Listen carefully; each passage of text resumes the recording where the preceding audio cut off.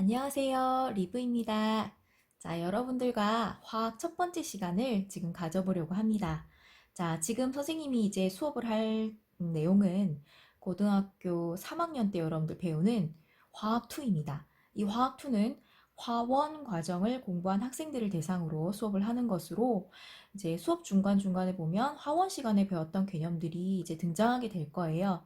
여러분들 화원을 배웠던 학생들은 이제 쉽게 접근할 수 있지만 아직 화원을 배우지 않은 학생은 그 부분에 대해 조금 어렵게 생각할 수 있기 때문에 그 내용이 중간중간에 등장할 때 선생님이 쉽게 설명할 수 있도록 이제 그 화원 부분도 한 번 더 짚고 이렇게 넘어가도록 할게요. 일단 이 화학2 교과서 안에 어떤 내용들이 있는지 여러분들이 알아야 되기 때문에 선생님이 교과서를 하나 준비했어요.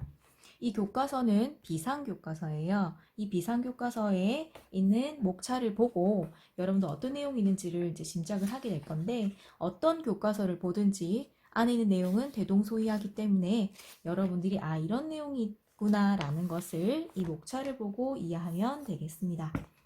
자, 총 이렇게 네 가지 단원으로 나누어져 있어요. 그 첫 번째 단원에서는 물질의 세 가지 상태와 용액에 대해서 배우게 될 거고요. 자, 이때 소단원에는 물질의 세 가지 상태 자르고 그 다음에 용액 이렇게 두 파트로 나누어서 보게 됩니다. 우리가 중학교 때 배웠다시피 물질의 상태는 고체, 액체, 기체가 있어요. 근데 여기서 화투기 때문에 조금 더 미시적으로 접근해서 분자 간의 상호작용 개념까지 그리고 압력, 온도, 부피, 몰수 이런 것들에 의해서 어떻게 달라지는지에 대해서 조금 더 심도 있게 알아볼 거예요. 그 다음에 용액은 용액의 농도 파트와 총괄성 단원으로 나누어져요. 농도는 퍼센트 농도, 몰랄 농도, 몰 농도 등등등의 여러 가지 농도 개념이 등장하게 되고요. 그 다음에 밑에 묽은 용액의 총괄성에서는 우리가 여러 가지 총괄성 특징이 있어요. 물질의 고유한 성질, 거기에 대해서 배워보도록 하겠습니다. 그 다음에 이제 두 번째 단원에서는 반응 엔탈피와 화학 평형에 대한 내용인데요. 엔탈피라는 개념이 최초로 등장하게 됩니다. 우리가 중학교 때까지는 열이 난다 또는 열을 흡수해서 주위가 차가워졌다 정도로만 배우는데 그것을 엔탈피라는 개념을 적용해서 그것들을 설명을 해볼 거예요. 그 다음에 화학평형이라는 단원이 나오는데 여러분들 동적 평형에 대해서 이제 잠깐 언급이 됐었습니다. 중학교 때. 그래서 그 동적 평형 개념을 가지고 화학평형을 논하게 될 거고요. 그 다음에 이 평형은 가만히 있는 것이 아니라 외부에서 어떤 조건을 줬을 때 평형이 이동하게 됩니다. 그래서 르샤트리의 원리라는 법칙을 배우면서 평형 이동에 대해서도 배워보도록 할 거예요. 그 다음에 세 번째는 상평형과 산연기 평형이 나옵니다. 상평형에서 이 상자는 페이즈입니다. 영어로. 그래서 고체, 액체, 기체의 평형. 고체와 액체 간에 또는 액체와 기체 간에 또는 고체와 기체 간의 평형이 어떻게 이루어지는지를 한 그래프에 나타냈다라고 보시면 돼요. 그 다음에 산염기 평형은 여러분들이 알다시피 신맛을 내는 산, 그 다음에 쓴맛을 내는 염기 그 두 가지가 만났을 때 어떤 평형을 이루는지에 대해서 배워보는 단원입니다. 그 다음에 세 번째는 반응 속도와 촉매에 관해서 배울 때인데요. 우리가 중학교 때까지는 속도가 빠르다, 반응이 느리다 라는 정도만 우리가 배웠다면 그러면 빠른 것을 어떻게 이것을 식으로 나타낼 것이냐 그래서 속도식으로 나타내고 이 반응 속도는 농도 그리고 온도 그리고 촉매에 의해서 영향을 받습니다. 그 영향을 받았을 때 어떻게 변화하는지에 대해서 배우는 단원이라 보시면 돼요. 그 다음에 네 번째 단원은 여러분들 이제 다른 단원과 달리 소단원이 하나밖에 없죠. 그래서 조금 부담이 적게 느껴지지만 내용은 조금 있습니다. 첫 번째 화학전지의 원리예요. 화학전지 어떻게 만들어지고 어떻게 이제 전지가 이용이 되는지에 대해서 배워볼 거고요. 그 다음 여러분들이 중학교 때 이제 많이 접해봐서 많이 아는 전기분해 그다음 원리에 대해서 알아보고 수소열 전지 그 다음에 이제 뭐 태양전지 뭐 이런 것들을 좀 배워보는 단원이라고 보시면 되겠습니다. 자, 화학투는 간단하게 이 네 가지 단원으로 이루어져 있어. 굵직굵직한 것. 근데 안에 내용을 들어가다 보면 내용이 좀 있습니다. 화학이 여러분들 이제 공부를 하면 재미는 있는데 처음에 했을 때는 어려워요, 여러분. 어렵다라는 생각을 가질 수밖에 없는 게 새로운 용어가 등장하고 낯섭니다. 그래서 어떤 사람이든 처음 접하면 낯설죠. 마찬가지로 화학도 처음 접하면 낯설고 친근하지 않기 때문에 멀리하고 싶고, 그리고 막 가깝게 느껴지지가 않아요. 그래서 우리가 사람을 만났을 때 친해지려면 어떻게 해야 돼요? 계속 만나고 말을 하고 공통 관심사를 찾고 노력을 하잖아요. 마찬가지로 우리가 화학과 친해지기 위해서는 계속해서 들여다보는 수밖에 없어요. 여러분도 지금 선생님이랑 하는 영상들을 계속해서 시청하다 보면 어느샌가 성장해 있는 여러분들을 발견할 수가 있을 겁니다. 자, 그러면은 우리가 첫 번째 이제 물질의 세갈 상태와 용액 들어가기 전에 이 대단원의 내용을 간략하게 보고, 그 다음에 선생님과 기체 파트에서 이제 들어가기 전에 앞서서 여러분들이 어떤 내용을 좀 알고 있으면 좀 도움이 될까라는 부분에 대해서 조금 얘기를 할 거예요. 그래서 이 영상은 거기까지만 좀 얘기를 좀 해볼게요. 자, 첫 번째는 물질의 세 가지 상태와 용액입니다. 자, 말 그대로 세 가지 상태는 어때요? 고체와 액체와 기체로 이루어져 있죠. 그 다음에 용액은 여러분들 이 글자를 봤을 때 딱 떠올라야 되는 게 용질이라는 개념과 용매라는 개념이 떠올라야 돼요. 자, 우리가 보통 용질이라고 얘기하면 고체를 의미합니다. 그 다음에 용매라고 하면 보통 물을 많이 생각을 하죠. 왜냐하면 우리가 화학 반응을 일으킬 때 대부분 수용액하에서 반응을 시킵니다. 그렇기 때문에 우리가 용질로 첨가해 준 건 대부분 고체였고요. 설탕물, 소금물처럼. 근데 용매는 물입니다. 자, 그러면 수용액이 아닐 때는 그러면 우리가 용액을 정의할 수 없는가 한번 살펴볼게요. 자, 고체와 고체를 더한 거는 용액이 될 수 없나요?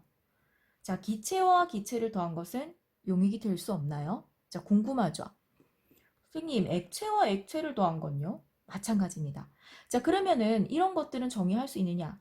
결론을 말하면 할 수 있습니다. 자, 고체와 고체를 더한 용액은 여러분들이 쉽게 접근할 수 있는 게 14K, 18K, 24K 등등등 반지가 있잖아요. 그때 합금을 했을 때 금속과 금속을 섞었을 때 그것도 용액이라 볼 수 있어요.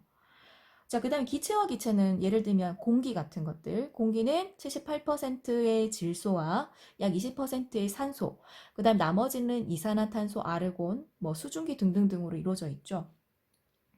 이렇게 이제 섞여져 있는 것도 기체와 기체의 만남이라 볼 수 있는데 이것도 하나의 용액이라 볼 수 있어요.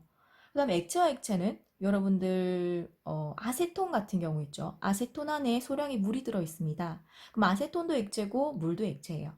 그럼 두 개를 합했을 때 그것은 용액이라고 접근할 수 있죠. 그럼 선생님, 이렇게 같은 상이 있을 때는 어떻게 용매와 용질을 정의하나요? 자, 여러분들 양이 많은 것은 용매이고요. 양이 적은 것은 용질이라고 보시면 돼요. 왜냐하면 용질의 정의가 녹아 들어가는 거예요. 그 다음에 용매의 정의는 녹이는 거예요. 양이 많으면 녹이겠죠. 양이 적으면 녹아 들어가겠죠. 그래서 예를 들면 기체와 기체가 합해진 공기 같은 경우 있죠. 78%가 질소로 이루어져 있었잖아요. 그럼 질소는 양이 제일 많죠. 그것을 용매라 볼 수가 있는 거예요. 아까 아세톤 같은 경우도 아세톤과 물이 합쳐져 있을 때 아세톤은 양이 많고 물은 양이 적었어요. 이때는 반대로 아세톤이 용매고 양이 적은 물이 용질이 될 수 있어요. 그래서 꼭 용매가 물은 아니다라는 것도 여러분들 잘 알고 있어야겠죠. 자, 그러면 우리 물질의 세갈 상태 용액에서 선생님이 이 단어는 이제 크게 두 개로 나뉜다고 했어요. 물질의 세갈 상태와 용액. 그러면 우리가 지금은 물질의 세 가지 상태를 볼 거예요.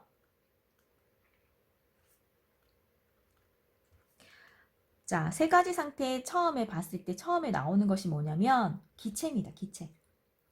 자, 기체는 여러분들 분자와 분자 사이 거리가 상당히 멉니다. 그래서 쉽게 압축될 수도 있고 그 다음에 어떤 조건을 가면 쉽게 팽창할 수도 있어요. 그래서 여러 가지 성질들을 나타냅니다. 그래서 제일 처음으로 고체가 안 나오고 기체가 나왔어요. 그만큼 할 양이 많고 중요하다는 거겠죠. 자, 우리 초도 효과라고 아나요, 혹시? 맨 처음에 나왔던 게 기억이 정말 잘 납니다. 수학 같은 경우도 맨 처음에 했던 것들이 이제 선생님 때는 집합을 공부했는데 여러분은 어떤가요? 그 부분이 가장 기억에 잘 남죠. 그래서 제일 먼저 제일 중요한 개념이 나오게 되는 거예요, 여러분들. 절대 잊지 말라고. 자, 기체는 여러분들 이 개념을 접근하기 위해서 이제 선생님이랑 이제 네 가지 변인을 좀 살펴봐야 돼요. 요거는 이제 지금 기체는 들어가지 않았습니다. 아직 내용에. 기체를 이해하기 위해선 이 네 가지 변수를 여러분들이 이해를 잘하고 있어야 앞으로 나오는 개념들에서 조금 대비를 할 수가 있어요. 자, 선생님이 네 가지를 써볼 거예요. PT, V, N. 자, 이 네 가지 변인밖에 없습니다, 여러분들. 나머지는 나오지 않아요. 이 네 가지 변인밖에 없어요. 이것만 딱 잘 알면 돼요. P는 pressure의 약자죠, 압력. T는 temperature의 약자죠, 온도. V는 볼륨의 약자입니다. 그래서 부피. N은 여러분들 화원 시간에 이제 열심히 들은 학생만 알 수 있을 거예요. 뭐죠? 몰입니다, 몰. 몰이 뭐죠? 그렇죠. 분자나 원자가 너무 작아서 하나하나 헤아리기 힘들어서 묶음으로 표현한 거예요. 예를 들면 쌀 같은 경우는 우리가 쌀을 팔 때 한 알, 두 알, 세 알, 네 알, 다섯 알 이거 언제 다 세겠어요? 그래서 이거를 한 돼, 한 가마 이런 식으로 묶음으로 표현해서 우리가 팔죠. 마찬가지로 원자나 분자도 너무 작기 때문에 하나하나 세기가 힘들어요. 그래서 이거를 한 묶음으로 표현했다라고 생각하시면 돼요. 그래서 여기 안에 1몰, 1몰은 몇 개를 합했느냐? 6.02 곱하기 10의 23승계를 한 묶음 1몰이라고 표현합니다. 너무 많죠? 10의 23승계 도대체 이게 몇 개야? 엄청난 숫자입니다. 자, 그래서 이 네 가지를 이해할 때, 자, 여러분들 첫 번째 우리가 중학교 때 배웠던 개념이에요. 압력과 부피와의 관계를 설명한 법칙이 있었습니다. 혹시 기억이 납니까? 맞아요. 보일의 법칙이었어요. 자, 보일의 법칙은 어떤 거였나요? 누구와 누구? 압력과 부피는 서로 비례 반비례. 반비례한다라는 법칙이었어요. 부피가 증가하면 압력은 감소. 반대로 압력이 증가하면 부피는 감소. 이렇게 되는 거죠. 자, 두 번째. 샤를의 법칙이 있었어요. 자, 샤를의 법칙은 어떤 거였나요? 부피와 온도가 서로 비례한다는 개념이었어요. 온도가 증가하면 부피가 증가. 반대로 부피가 감소하면 온도가 감소. 이런 개념이었죠. 자, 요거는 T와 V를 보는 개념이었어요. 자, 그 다음 세 번째. 요건 뭐죠, 여러분들? 부피와 몰수를 우리가 연관시켜서 보는 개념도 있었어요. 뭐였어요? 혹시 기억이 나는가? 그렇죠. 아보가드로의 법칙이에요. 여러분 기억이 납니까? 자, 부피와 몰수를 비교했어요. 부피와 몰수는 어떻게 비교? 몰수가 많아지면 부피는 증가, 비례한다는 거였어요. 자, 그러면 여러분들 선생님 이 네 가지 변인이 있는데 왜 이거 두 가지밖에 비교 안 해요? 각각의 법칙에서. 그렇죠. 이런 의문이 생겨야 돼요. 자, 그럼 보일의 법칙은 우리가 단이라는 조건이 붙어야 돼요. 여러분들 압력과 부피를 비교하려면 나머지 변이는 어떻게 해야 우리가 이 두 가지만 비교할 수 있죠? 그렇죠. 나머지는 통제해 줘야 돼요. 나머지는 변하면 안 돼요. 통제, 변인. 내가 원하는 걸 조작하는 건 조작, 변인. 이해가 되죠? 자, 그러면 단에서 무엇과 무엇은 일정해야 돼요? 그렇죠. T와 N은 일정하다라는 단서가 무조건 붙어야 됩니다. 우리가 문제를 풀 때 항상 뭐뭐뭐는 일정하다. 뭐뭐뭐는 변하지 않는다. 이런 것들 자주 봤죠. 그래서 이 문구가 들어와야 되는 거예요. 만약에 이게 없었다. 이것밖에 없었다. 그것은 단 T와 N은 일정하다고 가정하고 법칙을 보는 겁니다, 여러분들. 이해가 되죠? 우리 중학교 때 항상 그 문구가 있을까요? 여러분들 중학교 교과 찾아보세요. 별로 중요하게 생각하지 않았던 단, 이 부분이 꼭 들어 있습니다. 자, 그러면 샤를은 뭐예요? 부피와 온도를 비교하는 거였죠? 부피와 온도 비교하니까 나머지 어떻게 돼요?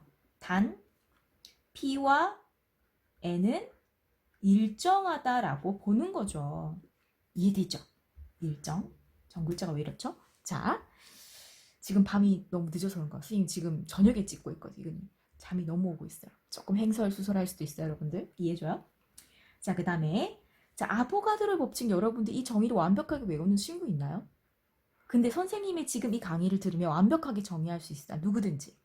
그때는 그냥 나열식으로 선생님 기억에는 중학교 교과서에 한 두 줄 정도 됐는데 그냥 그거를 외울 수는 없어요, 여러분들. IQ가 엄청 좋지 않은 이상. 그리고 외웠다 손 치더라도 금방 까먹어요. 근데 왜 그런 정의가 나올 수밖에 없었느냐를 이해하면 여러분 머릿속에 들어가서 나오지 않아. 한번 볼까요? 자, 부피와 몰수를 비교했죠. 그럼 나머지 다 누구누구입니까? 부피와 몰수니까 P와 T는 일정하다는 단서가 붙습니다. 자, 그럼 이제는 그 정의를 그대로 이해할 수 있어. 이제 말할 수 있어요. 어떻게?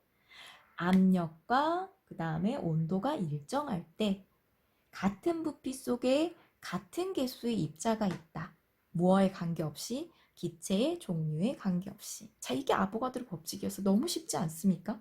그냥 외우는 것보다 이렇게 이해하고 여러분들이 접근한다면 훨씬 더 쉽게 여러분들이 이해하고 머릿속에 들어가서 나오지 않죠.